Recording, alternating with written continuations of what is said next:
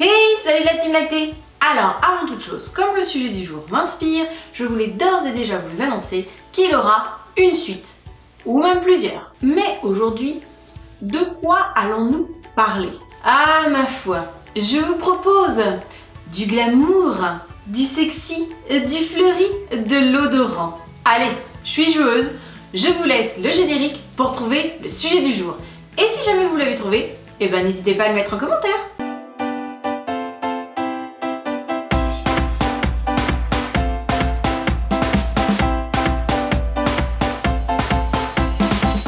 Alors oui, aujourd'hui, parlons peu, mais parlons défécation. Prout, crotte, caca. Bref, parlons des selles de nos bébés allaités. Parce que, je ne sais pas si vous avez remarqué, mais quand on devient parent, on développe des passions extrêmement étranges quand même. Du style, le caca de nos bébés. Si, quand même. Nos conversations tournent pas mal autour de ça au début. Ici, je me souviens même de Chérie, qui m'a demandé pour notre premier bébé quand même, si on pouvait garder sa première couche de caca. Oui, sérieusement. Si. Bon, trêve de galijane. Pour cette vidéo, je vous propose que l'on fasse un point plutôt général sur les selles de nos bébés allaités, dès la naissance à quelques semaines de vie. Et je vous prépare d'ores et déjà une vidéo sur les selles rares des bébés allaités. Même si on en parlera ici aujourd'hui, j'en ferai une vidéo beaucoup plus développée. Et puis, je vous prépare un format où on parlera des caractéristiques des selles de nos bébés. Oui, j'aime parler caca. Bon, mais revenons à nos couches. Et reprenons la genèse de cette histoire de crotte. Je sens que je vais avoir un humour de merde sur cette vidéo. Saviez-vous que toute cette histoire de selles de bébé commence dès le 4e mois de grossesse? Et oui, dès cet instant, l'intestin de notre petit tétard, crevettes, petits pois, haricots, se remplit d'une substance noire verdâtre, produite par son petit foie, et des résidus qu'il n'assimile pas, qui donnent cette substance si joliment appelée méconium. Attention, notre bébé ne fait pas popo dans sa baignoire privatisée. Faut pas déconner non plus, il y a un certain confort à avoir là-dedans. Le méconium est une substance visqueuse et sans odeur particulière que bébé évacue entre autres grâce à l'effet laxatif du colostrum durant ses 24 premières heures de vie. Parfois même dans les quelques minutes suivant la naissance, baptisant au passage papa ou maman lors du premier pot à pot. Il y a un avantage à ce que le méconium soit rapidement évacué. C'est que cela va permettre de minimiser les risques de jaunisse du nourrisson, autrement appelé ictère du nourrisson.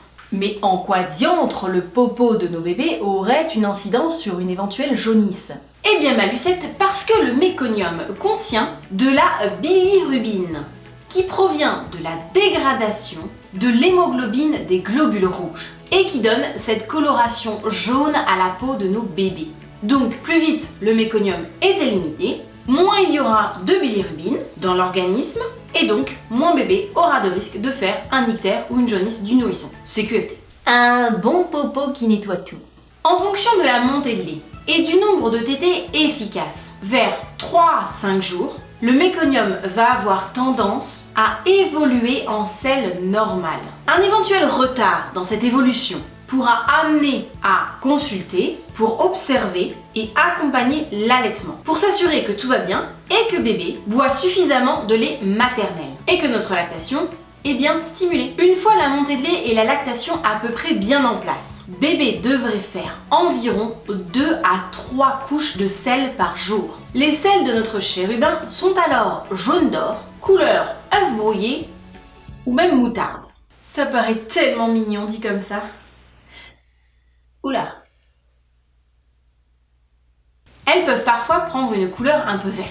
Elles seront abondantes et molles, voire même un peu liquides. Mais attention, pas du style diarrhée. En fait, c'est le réflexe gastro-œsophagien qui va aider bébé à faire caca. Car quand l'estomac est rempli et que la digestion commence, l'intestin se contracte et se vide. Chérie, attends, je crois qu'il t'a encore fait un cadeau là. Attention toutefois, des taches au fond de la couche ne suffisent pas. Et si l'on constate dans ses premiers temps de vie que bébé salit moins de 5 à 6 couches par jour d'urine et moins de 3 couches de sel par jour, cela pourrait être un signe que bébé ne reçoit pas assez de lait et qu'il faut consulter un ou une professionnelle de santé formée à la lactation humaine et à l'allaitement maternel ainsi qu'à la physiologie de bébé pour revoir un petit peu ensemble notre allaitement. Les 4 à 6 premières semaines de vie, les selles sont plutôt fréquentes. Ah chérie, je crois qu'il t'a encore fait un cadeau.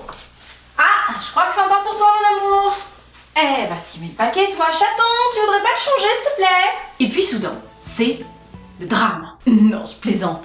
Mais oui, assez vite et d'un coup sec, certains bébés peuvent présenter ce que l'on va appeler des selles rares. En fait, leur rythme va tout bonnement changer et ils vont plutôt faire caca tous les 3, 4, 8 jours et même parfois sur un temps encore plus long. C'est là qu'en général, l'angoisse parentale est à son comble. Ah, allô, maman? Oui. Dis-moi, on faisait combien de fois caca par jour quand on était bébé? Ouais, non, parce que là, Timothée, ça commence à faire long en fait. Ouais, oui. Ouais, ok, je vais faire comme ça. Ok, merci. Oui, dis-moi, coucou ma soeur chérie, dis-moi, ton fils, il faisait combien de fois caca par jour déjà quand il était petit? Ouais, non parce que je commence un peu à m'inquiéter là. Ok, je vais faire comme ça. Allô docteur? Oui, je voulais juste vous poser une question en fait. Au bout de combien de temps je m'inquiète si mon bébé n'a pas fait caca? Ah oui? Ah d'accord. Ok. Ah je vais vous laisser docteur. Je crois que c'est bon. Merci, au revoir. Ah ouais? Ah tu t'es retenu, mais t'as pas fait semblant là. Waouh, t'en as jusque dans les cheveux. Chérie, tu peux faire couler un bain s'il te plaît? Ah si, là, il y a urgence, pas moi. Il semble ne pas y avoir d'explication à ce phénomène chez les bébés allaités de plus de 4 à 6 semaines. Il est à noter que notre bébé âgé de plus d'1 mois va très bien supporter de faire moins souvent caca. Il ne sera pas ballonné, il ne vomira pas, il n'aura pas forcément des gaz. Ce qui est plutôt rassurant, ce sont des signes plutôt rassurants qui signifient qu'il n'y a donc pas d'occlusion. À côté de ça, il fera pipi normalement, il continuera à grandir et à grossir. Juste, il fera moins souvent caca. Par contre, quand il s'y mettra... Chérie, il nous reste combien de body propres? 1? Ah oui. Mais on n'en avait pas acheté 31? Hein, t'es sûre? Ah oui. Et des couches? Ah, 2. Ah oui. Oui. T'es toujours sûre? C'est ce que je craignais. Ah oui. Tu fais pas souvent, mais quand tu t'y mets, toi. Bon allez, zou, au bain. Tant que les selles sont molles et abondantes, tout va bien. Ce phénomène va se répéter, puis les selles reviendront, plus fréquentes, sans vraiment savoir pourquoi. Alors, parfois dans cette situation, nous les mamans, on est tentés de faire des trucs pour aider bébé, comme boire de l'épargne, du jus de pomme ou même du jus de pruneau. Mais en fait, ça ne sert à rien puisque bébé n'est pas constipé. Ces selles ne sont pas dures, elles n'ont pas un aspect déshydraté, mais elles sont bien liquides, sauf qu'elles ne sortent pas. Et c'est ça qu'on appelle les selles rares. Au moindre doute, on ne panique pas et avant d'essayer quoi que ce soit, on prend contact avec le ou la professionnelle de santé qui nous suit et qui est formée en lactation humaine et en allaitement maternel et en physiologie de bébé. Cette situation banale est bien connue des personnes qui accompagnent les familles allaitantes. Donc tous les examens du type radio, lavement ou encore hospitalisation sont la plupart du temps inutiles, puisque nous sommes là face à une situation normale.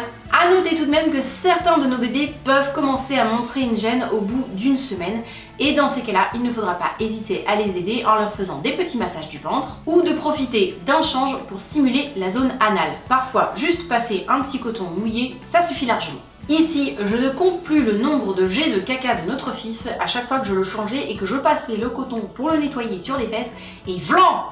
Ah, on dit que les garçons ça fait pipi, mais alors non, nous c'était caca, hein, vraiment. On portera tout de même une attention aux bébés en allaitement mixte, puisque le lait industriel à base de lait de vache ne se digère pas de la même façon que le lait maternel. Donc encore une fois, en cas de doute, on n'hésite pas à aller consulter son ou sa professionnelle de santé qui nous suit ou qui suit notre bébé. Bon, et vous alors, la team lactée. Rare ou pas rare les selles de votre bébé? Comment ça se passe à la maison le change des couches? C'est plutôt papa ou c'est plutôt maman? Allez, racontez-nous tout en commentaire. N'hésitez pas, on échange entre nous, on se rassure entre mamans. Alors, si vous l'avez aimée, si vous pensez qu'elle peut aider d'autres mamans, surtout n'hésitez pas à la liker et à la partager. Et oui, ça c'est votre partie du job. Et à nous laisser un petit commentaire. Allez, cette fois c'est sûr, je vous laisse, je vous fais des gros bisous. Je vous souhaite une belle voie lactée et je vous dis à bientôt pour la prochaine vidéo. Ciao!